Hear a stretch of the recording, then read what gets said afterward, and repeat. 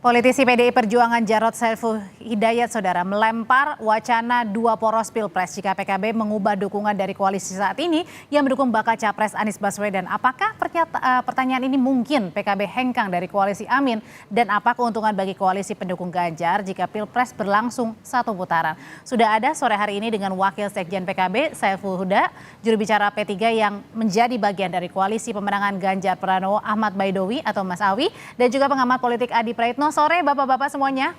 Selamat sore, Audrey. Ya, Mas Adi, Kang Huda. Saya mau langsung nih ke PKB dulu ya. Jadi Mas Huda, mungkin nggak sih PKB ini masih digoyang, masih berubah pikiran? Nggak mungkin, Mbak. Kita sudah berlayar. Jadi kalau kemarin ada goda-menggoda karena belum ada satu poros pun yang mengambil cawapres, kebetulan pasangan Amin ini pasangan yang pertama kali sudah lengkap antara calon presiden dan wakil presiden. Jadi apa yang disampaikan oleh Mas Jarod, kira-kira yang bisa menerjemahkan Mas Awi. Apakah tidak cukup sudah punya 4 partai koalisi, kok pasti nyari yang baru, kira-kira begitu. Oke. Nah, saat yang sama, saya kira itu bisa dimaknai Mas Awi dan teman-teman PDIP kelihatannya masih butuh teman. Nah, kalau ngajak PKB kelihatannya sudah tidak mungkin karena 100% nggak mungkin ya Mas ya? Sudah nggak mungkin Mbak, 100%. Oke, kalau gitu sekarang saya tanyain ke P3. Mas Awi, kenapa sih masih goda-menggoda PKB padahal kan PKB sudah jelas punya Amin, baca pres dan juga baca wapresnya Caimin. Ya, kalau ingat statement Hasto, ada isu-isu kemarin itu tidak ada asap kalau tidak ada api. Nah, Mas Jarod berpendapat mengenai statement seperti itu kan bermula dari statement dari Jazil dari PKB gitu. Jadi kemudian diamplifikasi oleh sejumlah media. Nah, kami hari ini meyakini bahwa berdasarkan konsolidasi koalisi terkini itu masih 3 poros. Memungkinkan ketika 2 poros itu, kata Pak Jarod, apabila PKB bergabung baik ke Prabowo ataupun ke Ganjar. Ini untuk menindaklanjuti statement yang disampaikan oleh Pak Jazil. Kalau di kami misalkan mau dikonstruksi 2 poros antara Prabowo dan Ganjar, itu sesuatu yang tidak mungkin. Bisa memungkinkan apabila Ganjar Pranowo jadi capres, Prabowo Subianto jadi cawapres. Itu bisa, tetapi kan apakah mau? Kan tidak semudah itu. Tapi kenapa langsung terang-terangannya bilangnya PKB Mas, nggak parpol lainnya? Ya kan yang mewacanakan menyebut masih memungkinkan 2 poros ketika sudah porosnya terbentuk kan PKB. Ya kita kembalikan ke PKB. Kan gitu. Ketika PKB sudah mendaftar membentuk koalisi, terbentuk pasangan Amin, salah satu elitnya masih mengungkapkan ada wacana 2 poros gitu kan. Ya kita kembalikan apakah serius atau tidak. Kalau serius ya hanya bisa itu ketika diantaranya PKB mengubah pikiran. Tapi kalau dari sinyalemen yang disampaikan Kang Saiful Huda itu sesuatu yang tidak mungkin. Meskipun sebelum mendaftar ke KPU itu segala sesuatunya masih mungkin. Tapi hari ini kami konsentrasi bahwa poros koalisi itu masih ada 3 sampai hari ini gitu. Kalau gitu sekarang balik lagi ke PKB. Waktu itu serius nggak sih pernyataan dari Pak Jazilul saat itu, Mas Huda?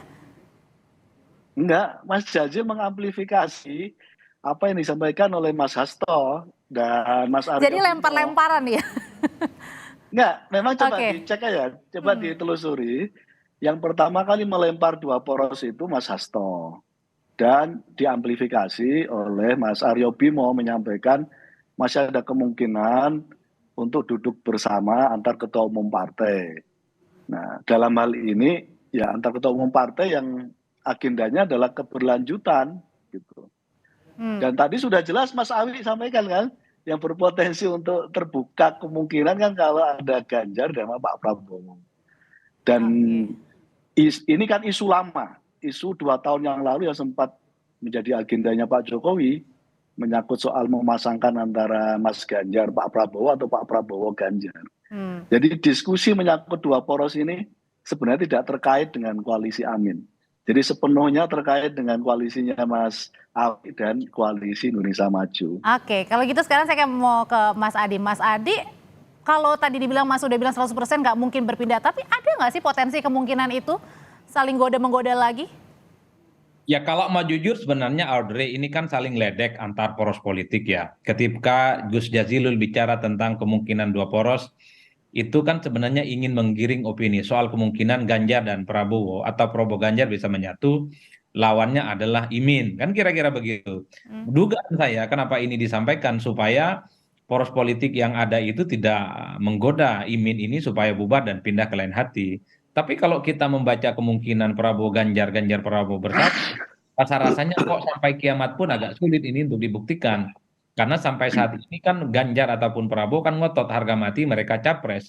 Oleh karena itu bagi saya kemudian godaan yang lainnya adalah kemudian dua poros itu akan terwujud kalau Imin itu bubar jalan.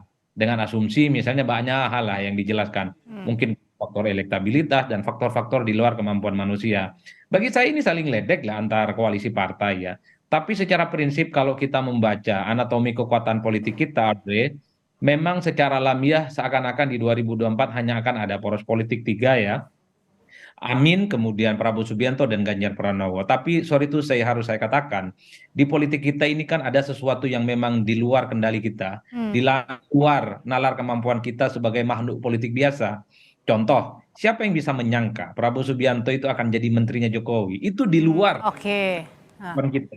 Siapa yang bisa menyangka PKB kemudian menjadi bagian dari koalisi Anies Baswedan yang kita tahu merupakan dua kutub yang selama ini memang tidak pernah bisa bertemu basis konstitusi mereka. Nah, Mas Adi, tapi kalau misalnya berbicara tentang mungkin ya, tadi kan ada kemungkinan kalau ya, bukan ada kemungkinan tapi kalau misalnya. Nah, sebenarnya kalau itu faktor apa saja yang bisa terjadi untuk mendorong PKB ini hengkang keluar dari mendukung baca presnya Mas Anies? Eksternalnya misalnya. Ya sebenarnya banyak hal ya. Misalnya orang berasumsi mungkin karena faktor elektabilitas ya. Kalau memang pasangan Amin relatif tidak terlampau menjanjikan, tentu mereka ini mungkin ada anggapan tidak akan lanjut ya. Karena tidak mungkin ikut tanding kalau memang sudah diprediksi kalah. Yang kedua pasti mengaitkan dengan bagaimana Gus Muhaimin beberapa waktu yang lalu sempat panggil KPK meski sebagai saksi.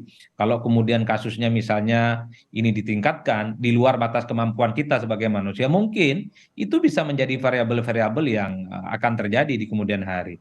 Atau jangan-jangan misalnya antar elit partai, Megawati, kemudian Jokowi, di situ ada Prabowo mungkin, bicara dari hati ke hati dengan Gus Muhaimin. Ini melampaui partai, bicara tentang melampaui poros-poros politik, bicara tentang stabilitas dan seterusnya, maka sangat mungkin politik kita itu bisa disederhanakan bahwa Gus Muhaimin mungkin bisa dijinakkan dalam tanda kutip untuk mengurungkan bagaimana tidak bisa lanjut bersama Anies Baswedan, mengingat kalau kita melihat kecenderungan secara umum kubu pemerintah itu kan tidak terlampau happy dengan masuknya Anies sebagai salah satu kontestan yang maju di 2024. Tapi ada satu hal, kalau melihat iman politiknya, rasa-rasanya Gus Muhaimin ini hakul yakin sampai mati. Sulit sebenarnya untuk digoda, untuk digoyang iman politiknya.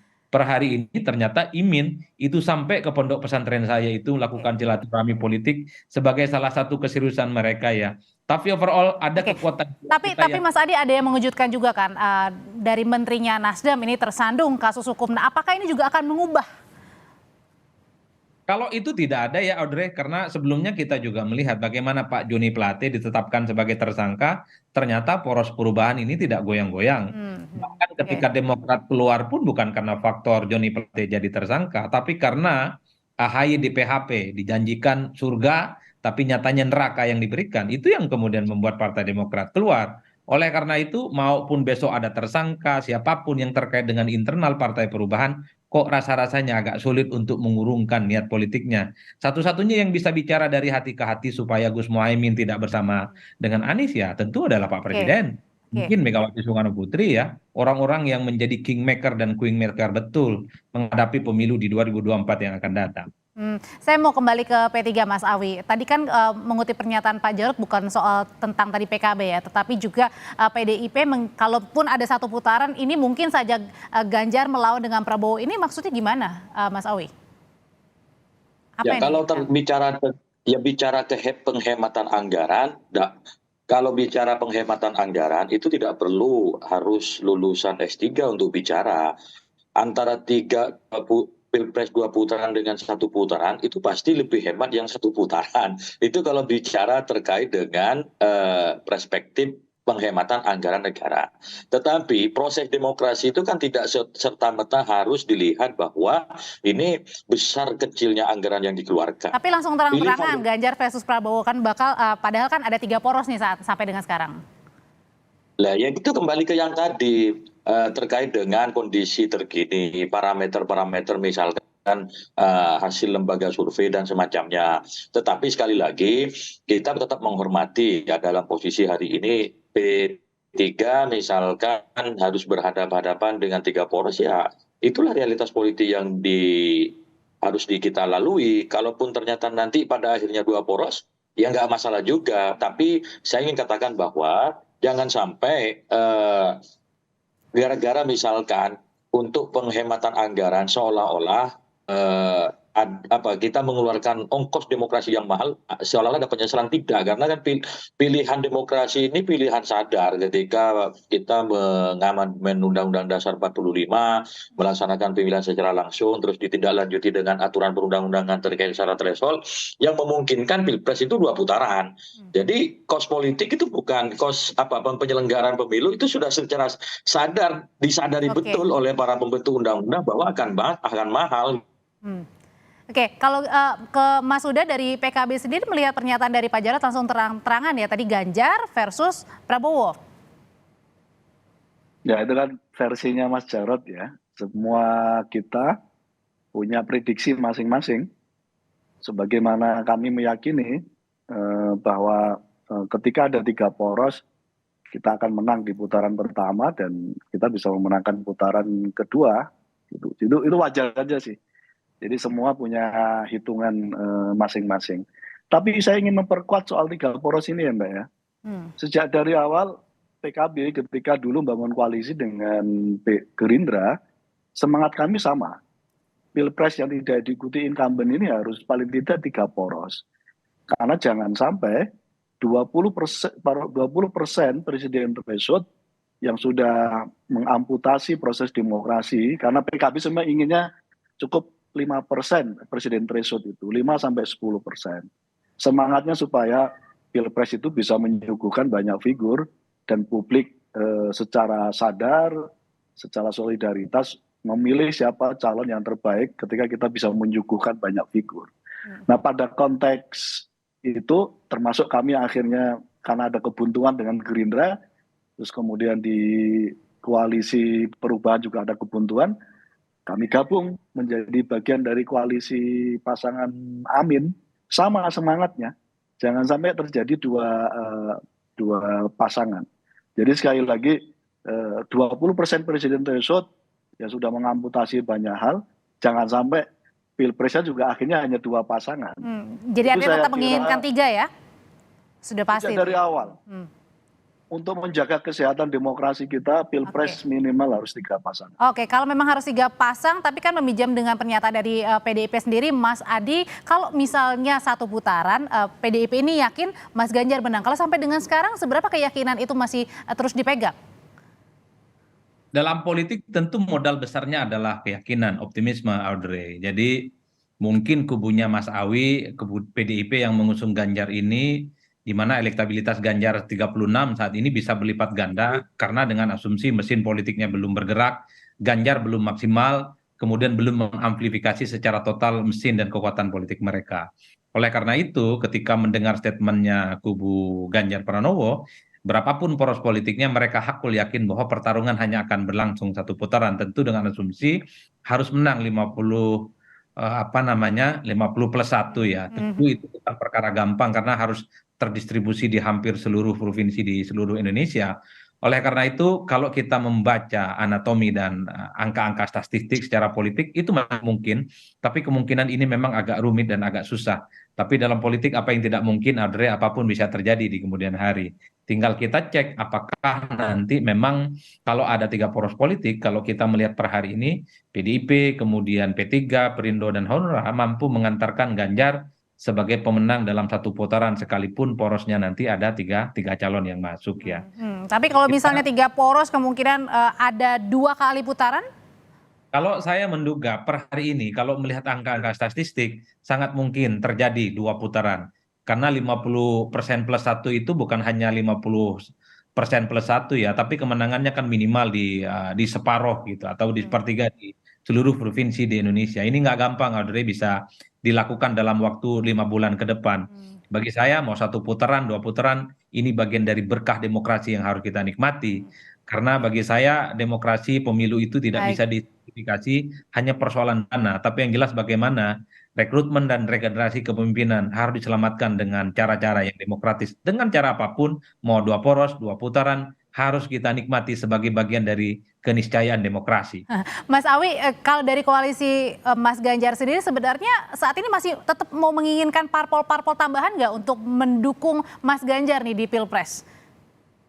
Ya, namanya politik itu kan ada gium yang selalu menjadi acuan ya. Satu musuh itu kebanyakan, 1.000 teman itu masih kurang. Tapi sekali lagi kami ingin menggarisbawahi bahwa kehadiran partai politik dalam Pilpres itu sebatas syarat pengusungan. Sepanjang koalisi parpol itu cukup untuk memenuhi syarat pengusungan Pilpres, Capres ke KPU, sebenarnya sudah cukup. Tinggal bagaimana mesin pemenangan partai dan juga mesin pemenangan capres itu bekerja maksimal untuk merebut hati rakyat. Maka dari beberapa pengalaman, baik itu pilpres maupun pilkada, seringkali calon-calon yang diusung oleh partai yang minimalis itu memenangkan kontestasi. Karena apa? Kami menyadari bahwa dalam pemilihan secara langsung itu bukan elit partai yang kita kejar. Yang dikejar adalah bagaimana meraup simpati rakyat. Yang terpenting syarat usungan ke KPU udah memenuhi, udah cukup. Oke, baik. Terima kasih Mas Awi untuk pandangannya. Terima kasih juga Mas Huda. Terima kasih Mas Adi Praitno. Sehat selalu semuanya.